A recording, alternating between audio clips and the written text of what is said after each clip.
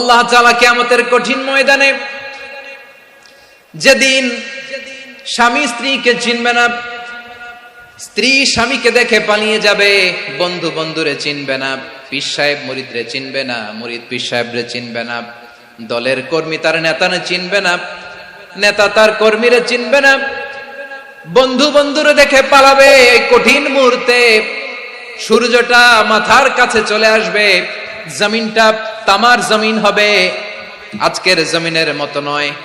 মানুষ ঘর্মাক্ত, ক্লান্ত, শ্রান্ত মাথার মগজগুলো কানের ছিদ্র আর নাকের ছিদ্র দিয়ে বেয়ে বেয়ে পড়বে। বিশ্বনবী ফরমান, ময়দানে 7 শ্রেণীর ব্যক্তিকে রব্বুল আলামিন তার আরশের নিচে ছায়া দিবেন।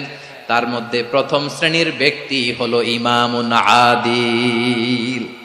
ইমামুন আদিল, ন্যায়পরায়ণ শাসক, যে ইনসাফের সাথে বিচার করে, যে জাস্টিস সমাজে সার্ভ করে, যে সুশাসন নিশ্চিত করে, ওই ইমামুন আদিল। আদিল শব্দটা বুঝছেন না? ইন্নাল্লাহা ইয়া'মুরু বিল আদল, পাইছেন? আদিল। 7 শ্রেণীর ব্যক্তিকে আল্লাহ তাআলা সুশীতল আরশের নিচে ছায়া দিবেন, যেদিন তার দেয়া ছায়া ছাড়া কোনো ছায়া থাকবে না।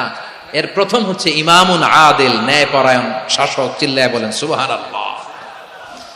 আবার বিশ্বনবী বললেন, ইন্নাল মুকসিতিনা ইনদাল্লাহি আলা মানাবিরা মিন নূর আন ইয়ামিনির রহমান। কিয়ামতের দিন যারা ন্যায়পরায়ণ হিসেবে আল্লাহর সামনে দাঁড়াবে, কিয়ামতের দিন রব্বুল আলামিন তার আরশের ডান দিকে ওই ন্যায়পরায়ণ লোকদের জন্য আরশের ডান দিকে একটা নূরের মিম্বারে তাদেরকে বসার সুযোগ করে দিবে। আল্লাহর আরশের ডান দিকে ন্যায়পরায়ণ লোকদের জন্য আল্লাহ তাআলা নূরের মিম্বার বানাবে। তার ঠিকানে কথা মনে করেছেন? আল আদাল, জাস্টিস। ইন্নাল্লাহা ইয়া'মুরু বিল আদল। আল্লাহ তাআলা এই আদালতের নির্দেশনা দেয়, সুবিচার, সুশাসন। প্রিয় ভাইয়েরা, এটা আমরা বাংলাদেশে চাই কি চাই না? এই যে অরাজকতা, এই যে অন্যায়, এই যে জুলুম, এই যে ইনকনসিস্টেন্সি সমাজের অসঙ্গতির প্রধান কারণ জাস্টিস নাই, সুবিচার নাই, সুশাসন নাই। শেষবারের মতো আওয়াজ করে বলেন তো, আমরা বাংলাদেশে আদল চাই কি চাই না? তাহলে প্রথম নির্দেশনা শেষ। আল্লাহ তাআলা তোমাদেরকে আদলের আদেশ দেন।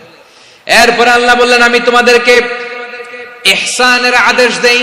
ইন্নাল্লাহা ইয়া'মুরু বিল আদলি ওয়াল ইহসান। আমি তোমাদেরকে যেমনি আদলের নির্দেশনা দেই, তেমনি ভাবে তোমাদেরকে ইহসানের নির্দেশনা দেই। ইহসান, আওয়াজ করে সবাই বলেন তো ইহসান। সবাই বলেননি? সবাই বললে এতটুকু আওয়াজ হবে আমি বিশ্বাস করি না। আওয়াজ করে বলুন আল ইহসান।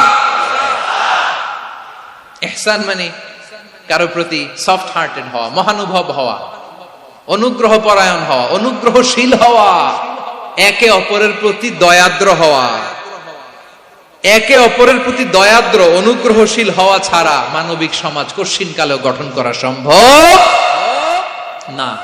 প্রিয় ভাইয়েরা, সুন্দর আচরণ দিয়ে, ইহসান দিয়ে যা জয় করা যায়, নরম আচরণ দিয়ে যেটা অর্জন করা যায়, কঠোরতা দিয়ে সেটা পারা যায় না। বিষ্ণু ঈসা ইসলাম ইহসান দিয়ে, কোমল আচরণ দিয়ে, তার অনুগ্রহ দিয়ে তিনি অনেক কাফিরের হৃদয়কে জয় করে ফেলেছেন। সাইয়েদনা সুমামা ইবনে উসাল রাদিয়াল্লাহু তাআলা আনহুর কথা মনে পড়ে যায়। তিনি ছিলেন ইয়ামামার বাদশা। মদিনাতে বিশ্বনবীকে হত্যা করার নিয়তে এসেছিলেন। গোপনে গোপনে বিশ্বনবীকে হত্যা করে আবার ইয়ামামাতে তিনি ফিরে যাবেন।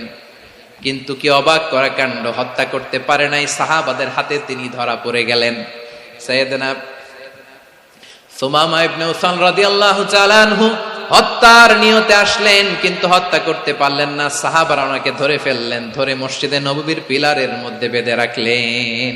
সুমামা ইবনে উসাল, সিরাত থেকে শুনে, সিরাত থেকে শোনাচ্ছি, রাদিয়াল্লাহু তাআলা আনহু ইয়ামামার অধিপতি ছিলেন। ইয়ামামা বিশ্বনবীকে হত্যার জন্য আসছেন, ধরা পড়ে গেছেন, এখন মসজিদে নববীতে বেঁধে রাখছে, তার মানে বন্দী। এখন স্ট্যাটাস কি? বন্দী, ক্যাপটিভ। তো বিষ্ণু ঈসা ইসলাম সাহাবাদেরকে বললেন, তার খোঁজ খবর নিও, সুমামা ইবনে উসালের খোঁজ খবর নিও। সাহাবারা বলেন, ইয়া রাসূলুল্লাহ, আপনাকে হত্যা করতে এসেছে, তার তো কঠিন ক্যাপিটাল পানিশমেন্ট হওয়া দরকার, কঠিন শাস্তি হওয়া দরকার।